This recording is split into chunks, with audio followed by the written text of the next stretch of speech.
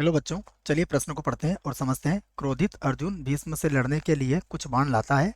आधे बाण से वह भीष्म के फेंके बाणों को काट देता है और 6 बाणों से वह भीष्म के सारथी को मार देता है। प्रत्येक एक बाण से वह रथ, झंडा व भीष्म का धनुष तोड़ देता है।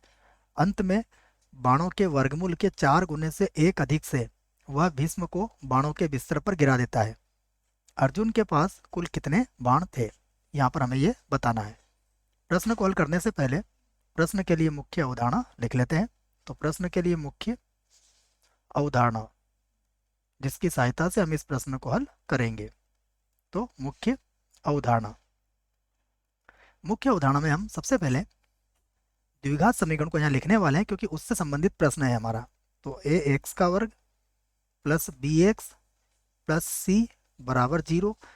जहाँ ए का मान 0 के बराबर नहीं है तो ये एक द्विघात समीकरण का मानक रूप है। इसको हल करने के लिए हम लोग इस प्रश्न में गुणनखंड विधि का प्रयोग करेंगे। गुणनखंड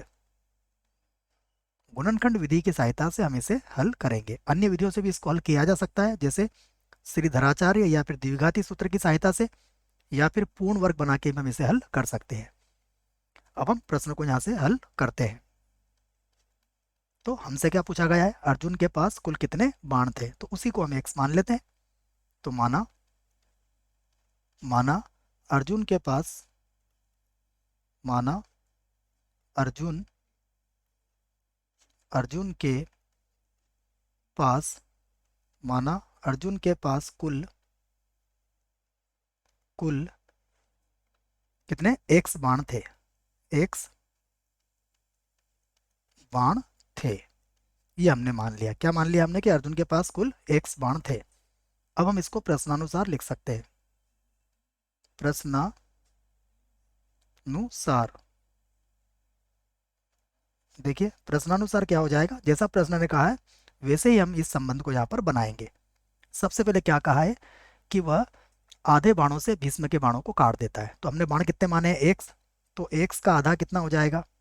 एक्स बटा 2। फिर 6 बाणों से वह भीष्म के सारथी को मारता है, तो प्लस 6 बाण और आ गए। फिर प्रत्येक एक बाण से वह रथ को, एक बाण से झंडे को और एक बाण से धनुष को तोड़ता है। तो कितने हो गए ये हो गया 1 प्लस 1 प्लस 1। फिर अंत में बाणों के वर्गमूल, फिर अंत में जो बाण होंगे उनका वर्गमूल, तो एक्स का वर्गमूल हो जाएगा। उसका 4 गुना करना है तो 4 से गुणा हो जाएगा, और उससे भी एक अधिक तो एक और जोड़ देंगे हम। इन सबका जो योगफल होगा वो किसके बराबर होगा? कुल बाणों के बराबर होगा, क्योंकि उसे हमने एक्स माना है। अब हम इसे हल कर सकते हैं। तो ये हो जाएगा एक्स बटा 2, ये हो जाएगा 6 और एक 7 और एक 8 और एक 9 और एक 10। तो ये हो गया प्लस का 10 और प्लस का हो जाएगा 4, वर्गमूल एक्स बराबर कितना हो जाएगा? एक्स। अब 4 वर्गमूल एक्स को तो यहीं रखते हैं हम, 4 वर्गमूल एक्स को यहीं रख लेते हैं। ये हो जाएगा एक्स माइनस एक्स बटा 2 और यहाँ पर आ जाएगा 10 माइनस का। अब हम इसको हल कर लेते हैं। देखिए, तो इसका लघुत्तम ले लेते हैं। 4 वर्गमूल एक्स, लघुत्तम कितना आएगा इसका? 2। तो ये हो जाएगा 2x माइनस का x और माइनस हो जाएगा 20, और बटे में कितना आ जाएगा? बटे में आ जाएगा 2। तो 2 को इधर गुणा कर दीजिए आप। तो ये हो जाएगा 8 वर्गमूल एक्स, 2x में से x क्या तो x बचेगा, और माइनस कितना हो जाएगा? 20। अब हमें तो x का मान चाहिए, तो हम इसके दोनों पक्षों का वर्ग कर देते हैं। तो दोनों दोनों पक्षों का वर्ग करने पर, दोनों पक्षों का वर्ग करने पर, ये हमने दोनों पक्षों का वर्ग कर दिया। तो देखिए 8 का वर्ग कितना होगा? 64, और वर्गमूल एक्स का वर्ग एक्स होगा, और यहाँ पर हो जाएगा एक्स माइनस 20 का वर्ग हो जाएगा। अब हम इसको लिख सकते हैं 64x बराबर, ये हो जाएगा एक्स का वर्ग, 20 का वर्ग अर्थात ये 40 हो जाएगा। देखिए, तो ये हो जाएगा माइनस का 40x, और 20 का वर्ग कितना होता है? ये होता है 400। सभी को बराबर किधर लाते हैं, 64 को बराबर किधर ले आएंगे, कुल मिला के बात यह है कि एक्स का वर्ग माइनस हो जाएगा ये 104, 64 और 40, तो 104 एक्स हो जाएगा और प्लस हो जाएगा 400 बराबर 0। अब हम इसके गुणनखंड कर सकते हैं, देखो गुणा करने पर कितना चाहिए हमें 400, तो ये 100 गुणा 4 से आ जाएगा, तो लिख लेते हैं इसको, एक्स का वर्ग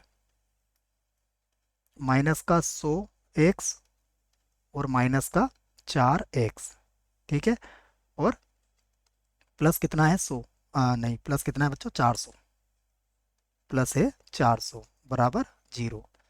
अब दो दो के समूह बना लेते हैं हम, तो x कॉमन निकालेंगे तो क्या आएगा, x माइनस का 100 माइनस का 4 कॉमन निकालेंगे तो ये हो जाएगा x माइनस का 100 बराबर 0।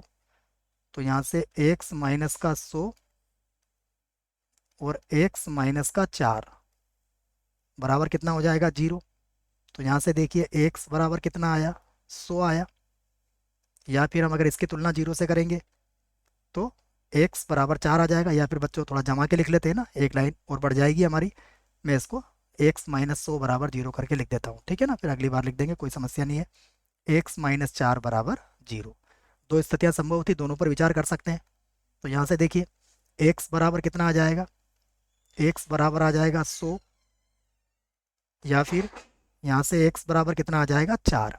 अब आप समझिएगा कि 4 तो संभव नहीं है, तो इसको तो हमें अमान्य करना पड़ेगा। क्यों संभव नहीं है, क्योंकि हमारे सामने की बात है, देखिए क्या है, यहाँ पर 10 बाण तो हमने सामने ही देखे, जब हमने इसको मिलाया है तो 10 बाण तो यहीं आ रहे हैं बच्चों, इसलिए 4 तो संभव नहीं होगा।